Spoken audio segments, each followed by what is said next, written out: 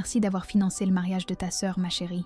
Tu n'es pas invitée, bien sûr, mais considère ça comme ton cadeau. » Ces mots, prononcés par ma propre mère, Martine, ont flotté au-dessus de la table du déjeuner dominical comme un poison incolore.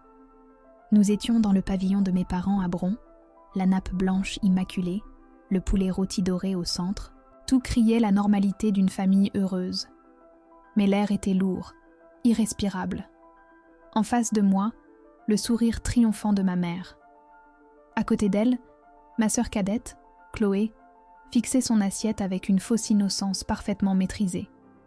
Mon père, Jean-Pierre, était assis en bout de table, le regard perdu dans le vague, un monument de lâcheté silencieuse. Le cliquetis des couverts était le seul bruit qui brisait le silence oppressant qui avait suivi sa déclaration. Mon assiette est restée intacte. Je sentais le regard du fiancé de Chloé sur moi, un mélange de pitié et de gêne. Ma mère venait de transformer mon sacrifice en un spectacle public, célébrant son crime comme une victoire. La somme en question était de 180 000 €, l'intégralité des économies que j'avais accumulées pendant 6 longues années, depuis la naissance de ma fille, Manon. 6 ans à travailler de nuit comme aide-soignante, à enchaîner les gardes supplémentaires jusqu'à l'épuisement, sacrifiant mon sommeil, ma santé et ma vie sociale. Chaque euro représentait 1 heure de moins avec ma fille, une fête manquée, des vacances que je n'ai jamais prises. Cet argent n'était pas pour moi. Il était le gage de son avenir, la promesse qu'elle pourrait faire les études de son choix, qu'elle n'aurait jamais à connaître la précarité que j'avais endurée. Ma mère avait la procuration sur ce compte, une précaution en cas d'urgence, m'avait-elle dit. L'urgence, c'était donc le mariage extravagant de sa fille préférée. Si vous avez déjà vécu quelque chose comme ça, si on vous a déjà trahi de cette manière, abonnez-vous à la chaîne, aimez la vidéo et racontez votre histoire dans les commentaires. J'ai vraiment envie de vous lire. Le pire n'était pas le vol, mais son rire. Après avoir prononcé sa sentence, elle a laissé échapper un petit rire aigu, un son condescendant qui m'a glacé le sang. Ce n'était pas de la joie, c'était du mépris pur, la jouissance de me voir brisée. Chloé a finalement levé les yeux, une lueur de culpabilité vite étouffée. « Maman, arrête !» a-t-elle murmuré, mais sa voix manquait de toute conviction. Elle était la bénéficiaire consentante de cette spoliation. Mon père, lui, s'est agité sur sa chaise, s'est raclé la gorge, mais aucun mot n'est sorti. Son silence était une approbation, une trahison passive qui me faisait presque plus mal que l'acte de ma mère. Je les ai observés, ce tableau de famille parfaite construit sur les ruines de l'avenir de ma fille. Une étrange sérénité m'a envahi. La douleur était là, une braise ardente dans ma poitrine, mais elle commençait à se cristalliser en quelque chose de dur, de froid.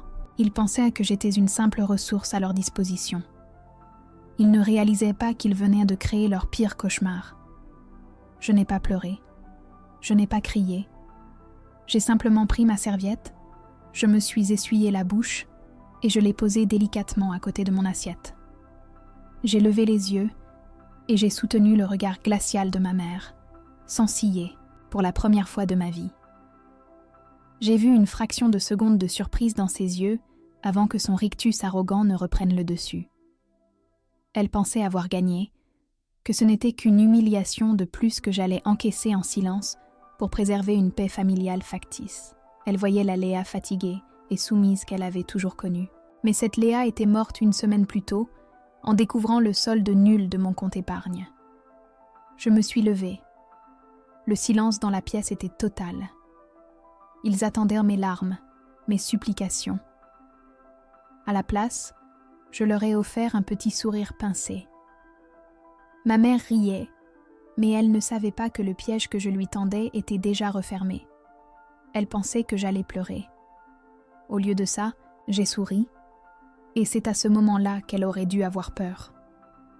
Ce rôle, celui de la pourvoyeuse silencieuse, m'avait été assigné dès l'enfance. Je me souviens encore de mes 16 ans, quand j'avais travaillé tout un été dans une boulangerie, l'odeur de la farine collée à ma peau pour m'offrir mon premier scooter. Chaque matin, le réveil sonnait à 4 heures. Mes mains étaient abîmées, mais j'étais fière. Le jour où je l'ai ramenée à la maison, ma mère a à peine levé les yeux de son magazine. 2 semaines plus tard, pour son anniversaire, Chloé a reçu un scooter neuf, rouge vif, payé par mes parents, car elle le méritait bien, avec ses excellentes notes.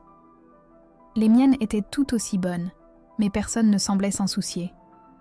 J'étais celle qui devait se battre, celle dont les efforts étaient considérés comme normaux, tandis que les désirs de ma sœur étaient des droits à satisfaire immédiatement.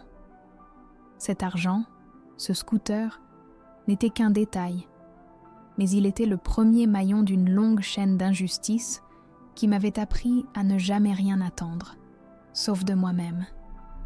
Cette mentalité a forgé la femme que je suis devenue, surtout après la naissance de Manon. Devenir mère célibataire à 18 ans a solidifié ma détermination. L'avenir de ma fille est devenu mon unique horizon. Les 180 000 € n'étaient pas un simple chiffre sur un relevé bancaire. Ils étaient la matérialisation de 6 années de ma vie. 55 heures de travail par semaine, en moyenne. Les nuits blanches à l'hôpital, les gardes de Noël où je regardais les familles réunies par la fenêtre, le dos en compote, les mains desséchées par les désinfectants. Je me souviens des anniversaires de Manon où j'arrivais juste à temps pour lui souhaiter bonne nuit, trop épuisée pour jouer. Ma mère, Martine, m'avait encouragée à ouvrir ce compte bloqué, pour plus de sécurité, et avait insisté pour avoir la procuration. C'est une précaution, ma chérie, si jamais il t'arrive quelque chose. Je l'avais cru. Sa sollicitude n'était qu'une stratégie à long terme pour me déposséder. Le favoritisme de ma mère pour Chloé n'était pas seulement matériel, il était profondément psychologique. Chloé était son miroir, la projection de la vie qu'elle aurait voulu avoir. Belle, insouciante, destinée à un mariage prestigieux. Moi, j'étais le rappel constant de la réalité qu'elle méprisait. Le travail acharné, la responsabilité, les sacrifices. Quand j'avais évoqué l'idée de reprendre mes études pour devenir infirmière, elle avait soupiré. « Léa, sois réaliste. Tu as une fille à charge. Comment veux-tu faire ?» Pourtant, quand Chloé avait annoncé vouloir ouvrir une boutique de fleurs sans la moindre expérience, ma mère avait applaudi, promettant de l'aider financièrement. Chaque ambition que j'exprimais était étouffée par un pragmatisme glacial, tandis que les caprices de ma sœur étaient célébrés comme des projets d'envergure. Elle ne voulait pas que je réussisse. Elle avait besoin que je reste dans mon rôle de soutien logistique pour sa véritable œuvre. Chloé. La découverte du vol n'a pas été une surprise totale, mais un choc violent. Une semaine avant ce déjeuner funeste, j'ai voulu vérifier le solde du compte, simplement pour me rassurer, pour visualiser le fruit de mes efforts. Le chiffre affiché était de 12,47 €. Mon cœur s'est arrêté. J'ai cru à une erreur informatique. J'ai rafraîchi la page, encore et encore. Mais le solde restait le même. Le sang a reflué de mon visage. J'ai vu l'historique, un virement unique de 180 000 € vers le compte de Martine, effectué 3 semaines plus tôt. La légende du virement disait simplement « Participation mariage Chloé ». Il n'y a pas eu de cris, pas de larmes, juste un froid sidéral qui m'a envahi. J'ai compris que la confrontation émotionnelle serait inutile. Le lendemain matin, j'étais dans le bureau de Maître Dubois, une avocate spécialisée en droit de la famille dont j'avais trouvé le nom en ligne. Je lui ai tout raconté, preuves à l'appui. En quittant la maison de mes parents après ce déjeuner, leur rire résonnant encore dans mes oreilles, je n'étais plus la même personne. La Léa qui avait encaissé les humiliations pendant des années était restée assise à cette table. Celle qui marchait vers sa vieille voiture était une combattante. Mon père m'a regardé partir depuis la fenêtre, le visage décomposé par la honte, mais il n'a rien fait. Ma mère et ma sœur préparaient déjà le plan de table de ce mariage fastueux, financé par les larmes et la sueur que j'avais versées pour l'avenir de ma fille. Elles pensaient que j'allais rentrer chez moi pour pleurer dans mon coin, pour panser mes plaies, en silence, comme toujours. Elles ne se doutaient pas une seule seconde que mon premier arrêt ne serait pas mon appartement, mais le cabinet de mon avocate pour signer les documents qui allaient déclencher la saisie de tous leurs biens. Le spectacle ne faisait que commencer, et j'en étais désormais la metteuse en scène. Le trajet de Bron à mon petit appartement de Vaux-en-Velin m'a semblé durer une éternité. Le silence dans l'habitacle de ma vieille Clio était assourdissant, rompu seulement par le bruit monotone du moteur. Je ne pensais à rien de précis. Mon esprit était un grand vide blanc, une sorte de mécanisme de défense contre la douleur qui menaçait de tout submerger. Les images du déjeuner tournaient en boucle dans ma tête. Le sourire carnassier de ma mère, le regard fuyant de mon père, la fausse gêne de Chloé, chaque détail était une écharde plantée dans ma chair. Je n'ai pas pleuré. Les larmes me semblaient être une dépense d'énergie superflue, un luxe que je ne pouvais plus me permettre. Une froideur nouvelle s'installait en moi, remplaçant le choc et la tristesse. C'était une sensation étrange, presque apaisante. La colère n'était pas chaude et explosive, mais glaciale et méthodique. Je sentais qu'une partie de moi, celle qui espérait encore et pardonnait toujours, venait de mourir sur cette nappe blanche. En rentrant chez moi, la modestie de mon 2 pièces m'a frappée avec une violence inouïe. Chaque meuble, chaque objet avait été choisi avec soin, payé avec difficulté. Sur le petit bureau, un dessin de Manon était épinglé, un soleil souriant et 2 bonshommes, elle et moi. C'était pour ça, pour ce petit univers fragile que j'avais bâti, que je m'étais épuisée pendant 6 ans. C'était l'avenir de ce petit soleil que ma propre mère venait de brader pour des canapés de luxe et des bouteilles de champagne. J'ai posé mes clés sur la console de l'entrée et j'ai respiré profondément. L'air sentait la cire d'abeille et le linge propre, l'odeur de mon foyer, de ma sécurité. Mais cette sécurité était une illusion. Ils m'avaient tout pris, mais ils avaient oublié une chose. Ils m'avaient aussi libérée. Libérée de l'obligation d'aimer, de respecter, de préserver une famille qui n'était en réalité qu'une façade toxique et destructrice. La bataille ne faisait que commencer, mais pour la première fois, je me sentais prête. Mon téléphone a vibré sur la table du salon, me faisant sursauter. Le nom de Chloé s'est affiché sur l'écran. Une fraction de seconde, une partie naïve de moi a espéré un appel de remords, des excuses, une tentative de réparer l'irréparable. J'ai décroché, sans dire un mot. Sa voix était légère, pétillante, comme si de rien n'était, comme si elle ne venait pas de participer à la destruction de l'avenir de sa nièce. « Salut Léa, ça va ? Dis, je t'appelle pour te demander un petit service. Il y a un cousin d'Alexandre qui vient de loin pour le mariage et il n'a pas de voiture pour se déplacer. Je me disais que tu pourrais nous prêter la tienne, vu que de toute façon, tu ne vas nulle part ce week-end-là. » Le silence qui a suivi sa phrase était abyssal. Elle ne se rendait même pas compte de l'énormité de son mépris. Pour elle, j'étais si insignifiante que non seulement je n'étais pas invitée, mais je devais en plus fournir la logistique pour mes propres bourreaux. Je n'ai pas répondu. J'ai simplement écouté le son de sa respiration insouciante à l'autre bout du fil. Elle a dû sentir le malaise, car elle a ajouté « Allô ? T'es là ? C'est juste pour quelques jours. Ce n'est pas grand-chose. » Ce n'est pas grand-chose. Ces mots ont été le coup de grâce. Ce n'était plus de la tristesse, ni même de la colère. C'était une certitude glaciale, la confirmation absolue que je n'existais pas pour eux en tant que personne. J'étais une fonction, un service, un portefeuille sur pattes, une ressource à exploiter jusqu'à la dernière goutte. J'ai raccroché doucement, sans un mot. Le contact a été coupé net. Je suis restée là, le téléphone à la main, le regard fixé sur le dessin de ma fille. Le soleil souriant semblait me supplier de me battre. Et c'est ce que j'allais faire. L'ultime humiliation qu'ils venaient de m'infliger était l'étincelle qui allait mettre le feu à leur monde parfait et bien ordonné. Mon geste a été immédiat, presque mécanique.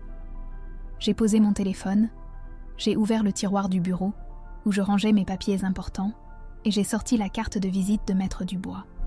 Ces mots, prononcés une semaine plus tôt, résonnèrent dans ma tête avec une clarté nouvelle. Mademoiselle, ce n'est pas un drame familial, c'est un abus de confiance qualifié. La loi est de votre côté, mais la décision vous appartient. À ce moment-là, j'hésitais encore, espérant une résolution pacifique, une prise de conscience de leur part. Quelle idiote j'avais été. Mes doigts étaient fermes, sans le moindre tremblement, tandis que je composais son numéro. Elle a décroché à la 2e sonnerie. Je n'ai pas pris le temps des salutations. Ma voix était calme, posée, sans la moindre inflexion. « Maître Dubois, c'est Léa. On lance la procédure. Maintenant. » Un silence a suivi, puis sa voix tout aussi calme et professionnelle. « Très bien, je m'en occupe dès aujourd'hui. » Raccrocher le téléphone fut comme fermer une porte blindée sur mon passé. Un silence profond s'est installé dans mon appartement, un silence que je n'avais jamais vraiment connu. Avant, c'était le silence de l'épuisement entre 2 gardes, ou le silence de la solitude en attendant que ma fille se réveille. Mais ce silence-là était différent. C'était un silence de décision, un vide intentionnel que je créais autour de moi. Je n'attendais plus d'appels, plus de messages, plus de miettes d'affection. J'ai regardé le dessin de Manon sur le bureau, son soleil souriant, et j'ai compris que la meilleure façon de la protéger n'était pas de subir, mais de me battre. La douleur était toujours là, une lame froide dans ma poitrine, mais elle n'était plus paralysante. Elle était devenue un carburant, une énergie pure et glaciale qui guidait chacun de mes gestes. Je me suis fait un thé, j'ai regardé la nuit tomber sur la ville et, pour la première fois depuis des années, je ne me suis pas sentie fatiguée. Je me sentais dangereusement éveillée. Le lendemain matin, j'étais de retour dans le bureau de Maître Dubois. L'atmosphère était sobre, professionnelle, un contraste saisissant avec le chaos émotionnel de ma vie familiale. Elle m'a regardé par-dessus ses lunettes, sans pitié, mais avec une sorte de respect professionnel. « La procédure est simple et brutale, Léa », m'a-t-elle expliqué d'une voix posée. « Nous allons demander une saisie conservatoire sur tous leurs comptes bancaires et une hypothèque judiciaire provisoire sur la maison. Concrètement, cela signifie que dès demain, ils ne pourront plus toucher à un centime et que leur maison servira de garantie pour le remboursement de votre argent. » Elle a poussé une pile de documents vers moi. Il n'y aura pas de confrontation verbale, pas de drame. Juste la loi. C'est plus efficace. J'ai senti un poids immense se soulever de mes épaules. Elle ne me voyait pas comme une fille blessée, mais comme une cliente avec un droit légitime. C'était exactement ce dont j'avais besoin. Non pas de la compassion, mais une stratégie. Le dossier était posé entre nous, une compilation froide et factuelle de la trahison. Il y avait les relevés de mon compte épargne, montrant 6 années de versements réguliers et méthodiques, suivis de ce virement unique et dévastateur de 180 000 €. À côté, les relevés du compte de ma mère, montrant l'arrivée des fonds et les dépenses qui ont suivi. Des paiements exorbitants aux traiteurs de luxe, au domaine loué pour la réception, à la boutique de la robe de mariée. Chaque facture était un clou de plus dans le cercueil de leurs mensonges. C'était la preuve irréfutable que mon sacrifice pour l'avenir de ma fille avait été liquidé pour financer une mascarade sociale. J'ai parcouru les pages, mon cœur battant un rythme lent et régulier. Il n'y avait plus d'émotion, juste la clarté des chiffres. La plainte officielle pour abus de confiance qualifiée était posée sur le dessus. J'ai pris le stylo que Maître Dubois me tendait, et j'ai signé, sans la moindre hésitation. Les jours qui ont suivi ont été les plus étranges de ma vie. Le silence de leur côté était total. Pas un appel, pas un message. Ils étaient sans doute trop occupés par les derniers préparatifs du mariage, choisissant les fleurs, goûtant le menu, complètement inconscients de l'ouragan administratif qui se préparait. Je continuais ma routine, allant travailler, m'occupant de Manon, mais je vivais dans une réalité parallèle. J'étais devenue un fantôme dans ma propre histoire, observant de loin les acteurs d'une pièce dont j'avais réécrit la fin à leur insu. Chaque rire de ma fille était un rappel de ce pourquoi je me battais. Chaque heure passée à l'hôpital renforçait ma détermination. Je ne ressentais aucune culpabilité, aucun remords. Ils avaient franchi une ligne qui ne pouvait être défaite. Ils m'avaient traitée comme si je n'existais pas, et j'allais leur rendre l'appareil en effaçant leur monde de certitude avec la froideur d'un acte de justice. Le mercredi soir, 3 jours avant le mariage, mon téléphone a vibré. C'était Maître Dubois. Sa voix était brève et précise. Tout est en place. L'ordonnance du juge a été rendue. L'huissier interviendra demain soir, à 20 h, lors du dîner de répétition au restaurant. Il faut que vous soyez présente pour la signification des actes. » Mon souffle s'est bloqué une seconde. Le moment était donc venu. Le point de non-retour. Ce n'était plus un plan sur papier, mais une action réelle qui allait tout faire exploser. J'ai regardé mon reflet dans la fenêtre sombre. Le visage qui me fixait n'était plus celui d'une victime. C'était celui d'une femme qui avait transformé sa plus grande blessure en sa plus grande force. J'ai remercié mon avocate et j'ai raccroché. Je me suis dirigée vers ma penderie, non pas pour choisir une tenue de fête, mais une armure. Ils s'attendaient à des toasts et des félicitations. Je leur apportais un huissier de justice. Le restaurant qu'ils avaient privatisé pour le dîner de répétition était un écrin de fausse élégance, tout en nappes blanches amidonnées et verres en cristal. L'ambiance se voulait feutrée, exclusive, une célébration de leur triomphe social. En arrivant, j'ai pu les voir à travers la grande baie vitrée, riant autour d'une table opulente, ma mère au centre, rayonnante, Chloé à ses côtés, jouant son rôle de future mariée comblée. À mes côtés se tenait Maître Girbal, l'huissier de justice, une silhouette sobre et impersonnelle dans un costume sombre, son attaché-case à la main. Quand nous avons poussé la porte, un silence glacial est tombé. Les rires se sont éteints, les verres sont restés suspendus en l'air. Leurs visages, d'abord surpris, se sont durcis en me voyant. Mon père a baissé les yeux le premier, comme toujours. Ma mère, elle, a affiché un rictus de mépris. Elle pensait que je venais faire une scène, implorer, pleurer. Elle n'avait encore rien compris. J'ai avancé lentement vers leur table, mes pas feutrés par l'épaisse moquette. Je me sentais étrangement calme, comme si j'observais la scène de très loin. J'ai posé le dossier cartonné de Maître Dubois sur la nappe immaculée, juste à côté d'une composition florale hors de prix. Ma voix, quand elle est sortie, était neutre, presque clinique. Je suis juste venue vous notifier officiellement de la situation. Ma mère a laissé échapper un petit rire sec, un son cassant qui a brisé le silence. « Quelle situation ? Tu viens gâcher la fête avec tes petites drames ?» a-t-elle lancé, avec un geste dédaigneux de la main, comme pour chasser une mouche. Le fiancé de Chloé me regardait avec une curiosité gênée. Chloé, elle, fixait le dossier sur la table comme si c'était un animal venimeux. Ils attendaient à tout ce que je craque. Mais ce n'était pas moi qui allais me briser ce soir. Le moment était venu. J'ai fait un léger signe de tête à l'huissier qui s'est avancé. Maître Girbal a ouvert son attaché-case avec une lenteur professionnelle et en a sorti plusieurs documents officiels. Sa voix était posée, dénuée de toute émotion, ce qui rendait ses paroles encore plus percutantes. Madame Martine Fournier, Monsieur Jean-Pierre Fournier, j'interviens à la demande de Mademoiselle Léa Fournier.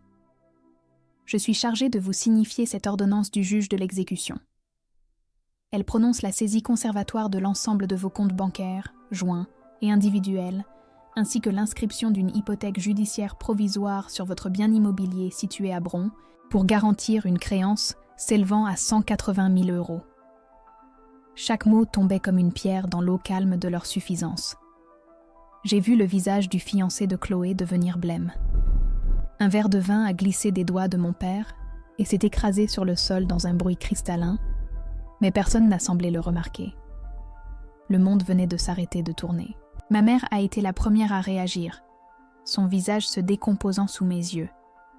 Le masque de la matrone triomphante s'est fissuré pour révéler une panique glaciale. Quelle créance! C'est absurde, c'est de l'argent de la famille. Sa voix était devenue stridente, hystérique. C'est alors que mon père, pour la première fois de sa vie, a semblé sortir de sa torpeur. Il s'est tourné vers elle, le visage livide, les mains tremblantes. Sa voix n'était qu'un souffle rauque, chargé d'une terreur soudaine. « Martine, c'était l'argent pour Manon. Qu'est-ce que tu as fait ?» Il ne me regardait pas. Il ne regardait qu'elle, la réalisatrice de leur ruine. Elle l'a foudroyé du regard, mais son assurance s'était évaporée. Elle était piégée. Le traiteur de luxe, la robe, le domaine, tout était là, dans le dossier. la preuve froide et irréfutable de sa spoliation. La fête était terminée. Elle s'est tournée vers moi, ses yeux brillants d'une haine pure. La panique avait fait place à une rage venimeuse. Le masque était tombé, révélant le monstre que j'avais toujours soupçonné.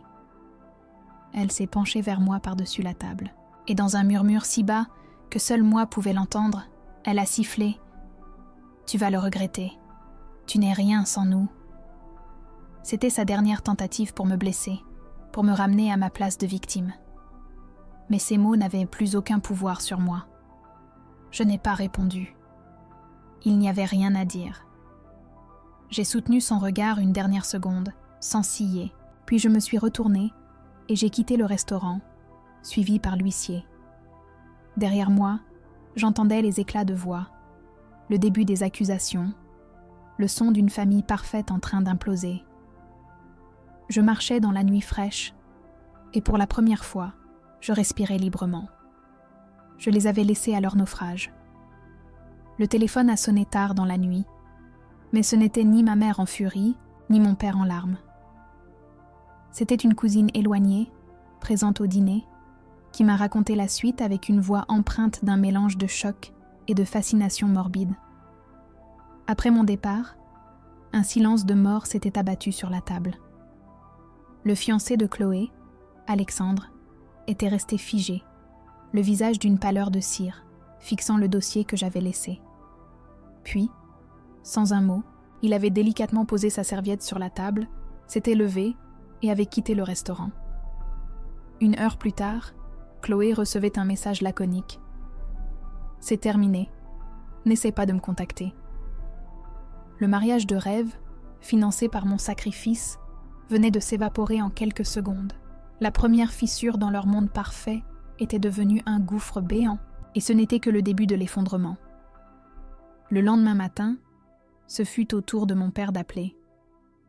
Sa voix n'était pas celle d'un homme en colère, mais celle d'un homme brisé, anéanti.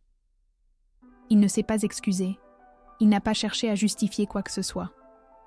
Il m'a simplement décrit le chaos, les cartes de crédit bloquées, l'impossibilité de retirer le moindre centime pour payer les arrêts restantes du mariage annulé. Il m'a avoué, d'une voix blanche, qu'il avait découvert que ma mère avait accumulé d'autres dettes, cachées derrière leur façade de respectabilité. « Je ne savais pas, Léa, je te le jure », a-t-il murmuré. Puis, après un long silence, il a ajouté les mots qui ont scellé leur destin. « Je vais demander le divorce. » Il n'y avait aucune tristesse dans ma réaction, juste la constatation froide d'une justice inévitable. Sa lâcheté avait un prix, et il commençait enfin à le payer. La nouvelle de leur ruine s'est répandue à Bron comme une traînée de poudre. Ma mère, qui avait passé sa vie à cultiver son image de femme respectable et influente, est devenue une paria du jour au lendemain.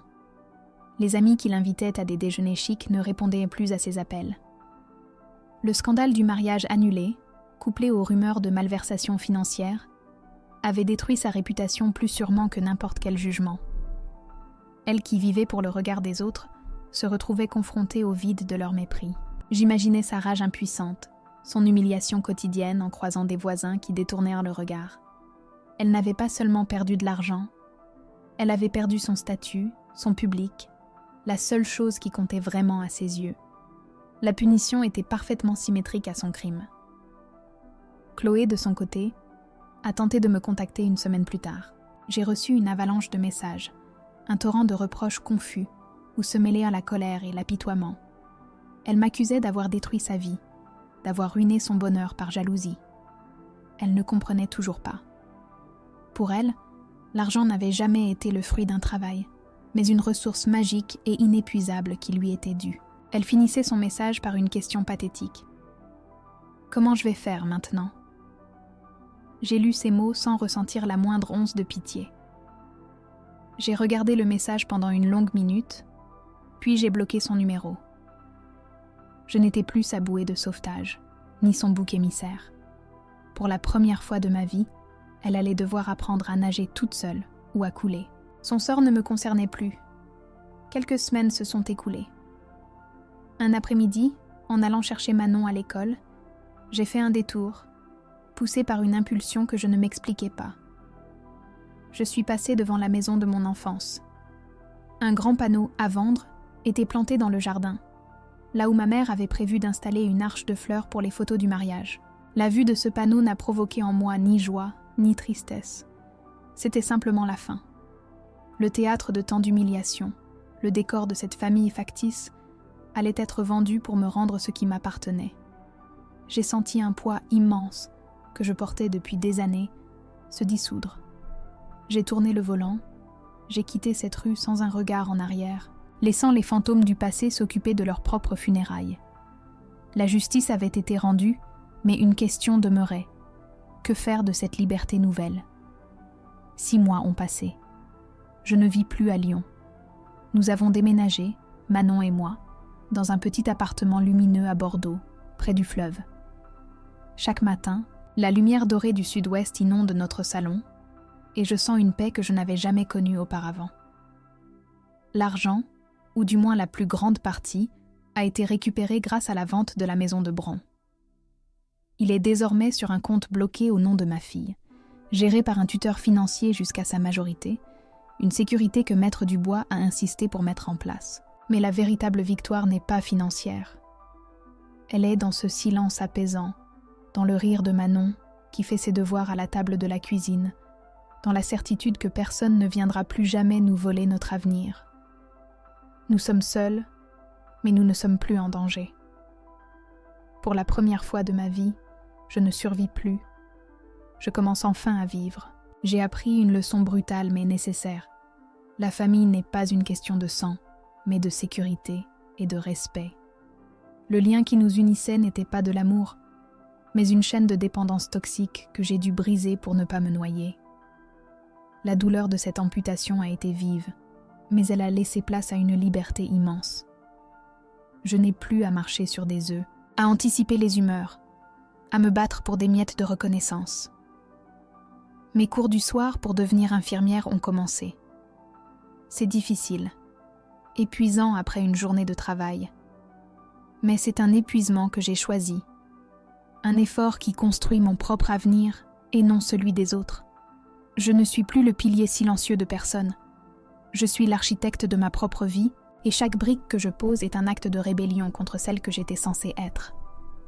Je n'ai plus de nouvelles directes d'eux. Je sais, par des échos lointains, que le divorce de mes parents a été prononcé. Mon père a déménagé dans le sud, cherchant une nouvelle vie loin des décombres.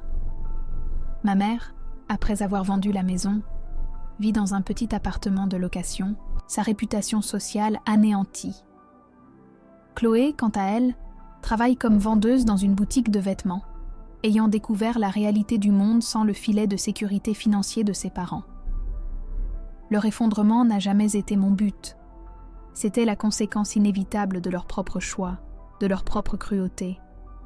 Je ne ressens ni joie ni pitié en pensant à eux. Je ressens simplement du vide.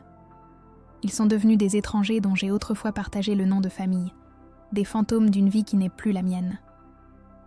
La véritable bataille n'était pas pour l'argent, mais pour ma dignité. C'était une lutte pour le droit d'exister en tant qu'individu, avec mes propres rêves, mes propres sacrifices et ma propre valeur. Pendant des années, ils m'ont traité comme un objet, une ressource, un moyen pour atteindre leur fin. En les confrontant, je ne cherchais pas la vengeance, mais la reconnaissance. Je voulais qu'ils voient, ne serait-ce qu'une seconde, la personne qu'ils avaient piétinée. Aujourd'hui, je me regarde dans le miroir et pour la première fois, je ne vois plus une victime fatiguée ou une aide-soignante épuisée. Je vois une femme qui a refusé de se laisser détruire. Les cicatrices sont là, invisibles mais profondes. Mais elles ne sont plus des marques de honte. Elles sont la preuve que j'ai survécu et que j'ai gagné. L'avenir n'est plus une chose que je subis, mais une page blanche que j'écris chaque jour, avec Manon à mes côtés. Je sais qu'il y aura d'autres défis, d'autres peines, car la vie est ainsi faite. Mais je sais aussi que j'ai en moi une force que j'ignorais posséder, une résilience forgée dans le feu de la trahison la plus intime. J'ai partagé mon histoire non pas pour attirer la pitié, mais pour montrer qu'il est possible de se reconstruire, même lorsque ceux qui devraient nous protéger sont ceux qui nous détruisent. Mon histoire est terminée, mais elle soulève une question qui reste suspendue dans l'air, une question que je vous pose maintenant, à vous qui m'avez écouté jusqu'au bout. Et vous, qu'auriez-vous fait à ma place ?